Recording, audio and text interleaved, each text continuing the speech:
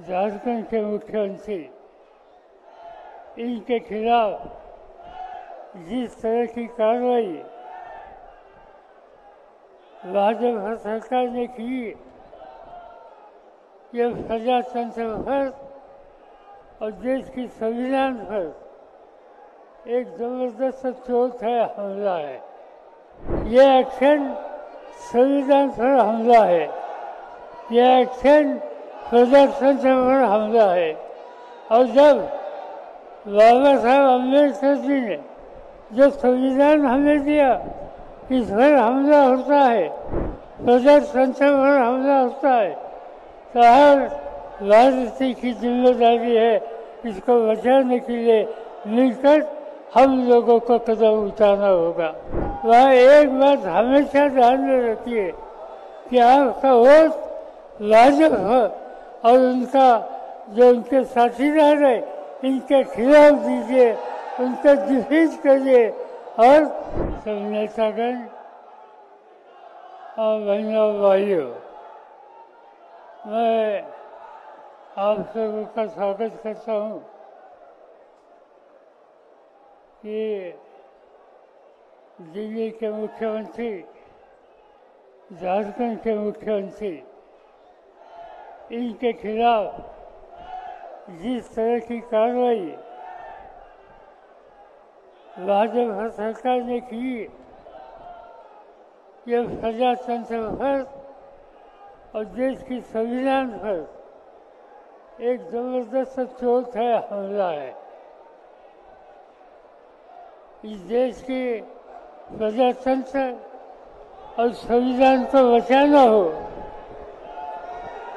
तो इनके खिलाफ जो राजनैतिक शक्तियाँ आज भारतीय जनता पार्टी और उनके साथी तो दिखा रहे हैं, इस बारे में हम लोगों को सोचने का समय आ गया। और सोचना हो, आज केजरीवाल पर हमला हुआ, उनको जेल में भेजा। इससे पहले झारखंड के मुख्यमंत्री को इसी तरह से भेजा। और इससे पहले चाहे दिल्ली के हो, चाहे महाराष्ट्र के हो, चाहे पश्चिम बंगाल के हो, कई राजनीतिक नेता, चाहे एमएलए हो या पार्लियामेंट का सदस्य हो, उन्हें जेल में भेजने का काम ये सरकार ने किया। यह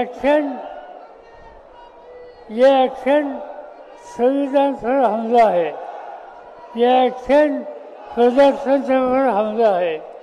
और जब बाबा साहब अम्बेडकर जी ने जो संविधान हमें दिया, इस पर हमला होता है, प्रजातंत्र पर हमला होता है, तो हर राजनीति की जिम्मेदारी है इसको बचाने के लिए मिलकर हम लोगों को कदम उठाना होगा।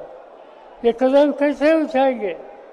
मैं कोई ज़्यादा बोलने के लिए खड़ा नहीं हूँ, मगर आज देश में इलेक्शन की प्रक्रिया शुरू हुई।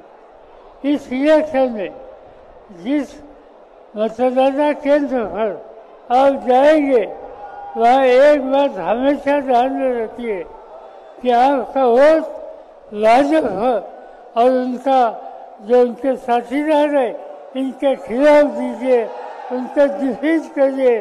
और देश के सामने आप गलत रास्ते भर जाते हो तो इस देश की जनता किस तरह से कदम उठाती है, इसका एक उदाहरण आप देख सकते हैं।